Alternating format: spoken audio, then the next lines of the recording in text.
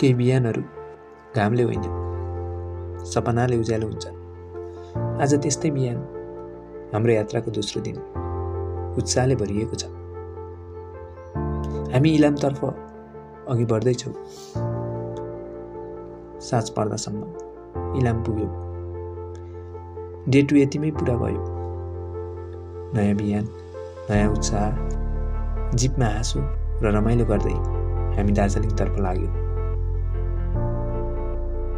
जिपबाट देखियो त्यो प्रसिद्ध रेलमार्ग दार्जिलिङ हिमालयन रेलवे।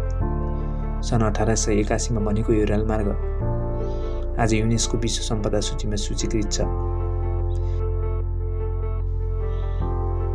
टाढैबाट देखियो सेन्ट जोसेफ स्कुल। सन् 1888 स्थापना भएको दार्जिलिङको ऐतिहासिक शैक्षिक संस्था रहेछ त्यो।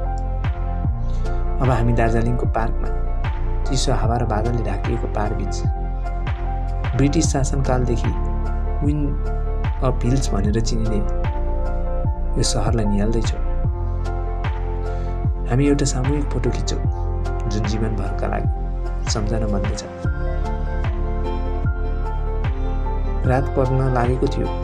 हामी इलाम फर्क्यौँ। शरीर थाकेको तर मन सन्तुष्ट छ। 2 दिनको यात्रा सम्झनाले भरिएको छ।